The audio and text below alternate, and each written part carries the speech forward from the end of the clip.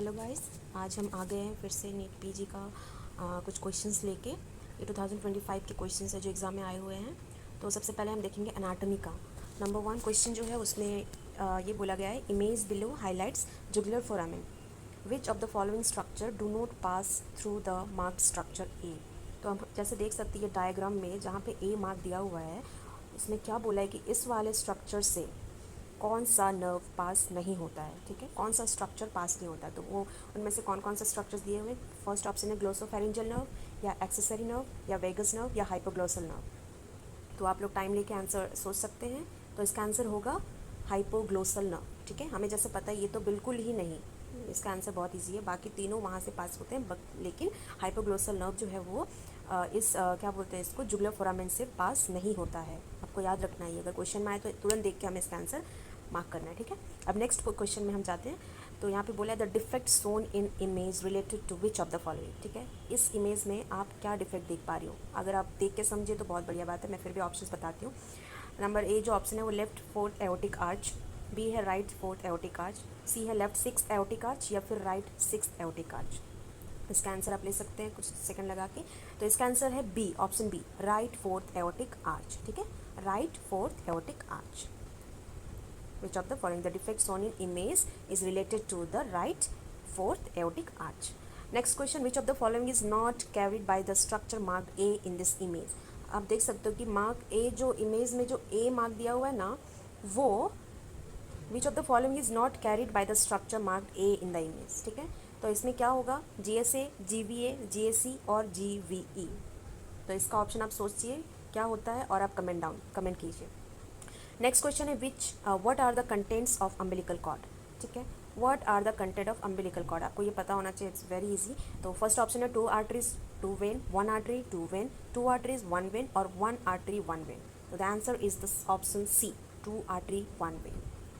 Okay, next question number 5. What is the root value responsible for melalgia paresthetica?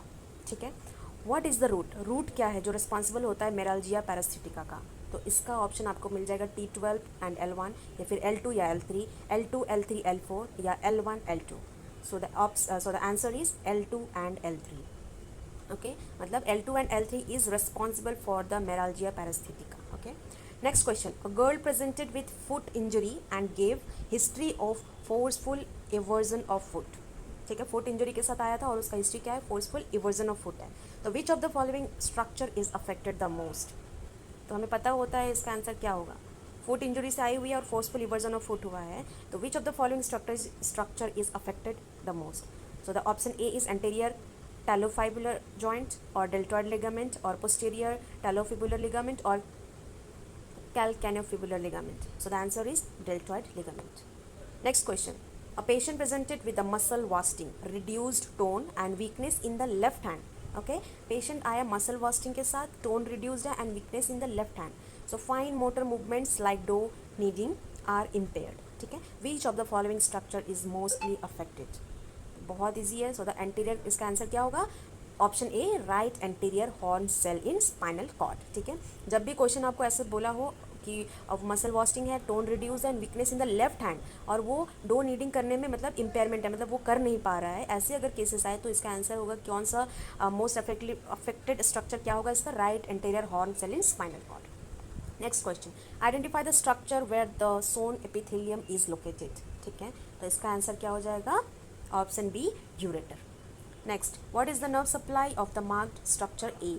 इस A structure से कौन सा nerve pass होता है। So nerve of mylohyoid and facial nerve, या फिर facial nerve and mandibular nerve, और mandibular nerve and spinal accessory nerve, और facial nerve and spinal accessory nerve. तो so the answer is D, facial nerve and mandibular nerve.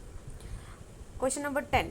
During resection of submandibular gland, there is accidental injury to a structure running superior to the posterior belly of digastric muscle. Which of the following structure is likely to be injured?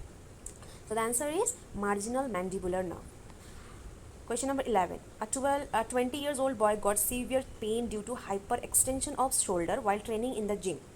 ठीक है, the trainer expected a probable disruption of the structure mark A in the image below, which site is affected, which site is affected. तो mark ए जो point हुआ है कौन सा है वो, शाफ्ट ऑफ ह्यूमेरस और डेल्टॉइड ट्यूबरकल ऑफ ह्यूमेरस और इंफ्राग्लेनॉइड ट्यूबरकल ऑफ स्कैपुला और सुप्राग्लेनॉइड ट्यूबरकल ऑफ स्कैपुला। तो इजीली हमें पता चल रहा है कि ये स्कैपुला का स्ट्रक्चर है, तो ये इसका आंसर होगा इंफ्राग्लेनॉइड ट्यूबरकल ऑफ स्कैपुला। ठीक है, सो आपका ये एनाटॉमी के इतने क्वेश्चंस आज हमने किया है। टोटल हमारे पास हमने अभी किया है टोटल 11 क्वेश्चन। तो अगर आप इसको बार बार देखेंगे, अगर आपको कोई डाउट है, आप बार बार एक क्वेश्चन को रिपीट करके पढ़िए, आप एग्ज़ाम में बिना सोचे आप आंसर करके आ सकते हैं। सो अगर आप मेरे चैनल में नए हो तो प्लीज़ मेरे चैनल को सब्सक्राइब करें, और आपको ऐसे वीडियो मिलते रहेंगे। हम अलग अलग पॉइंट में अलग अलग टॉपिक्स में मैं क्वेश्चन लाती रहूँगी। आज हमने एनाटॉमी किया, कल हम इस पर एनेस्थीसिया टॉपिक पे हम कुछ क्वेश्चंस लाएंगे, तो वो भी कवर अप हो जाए।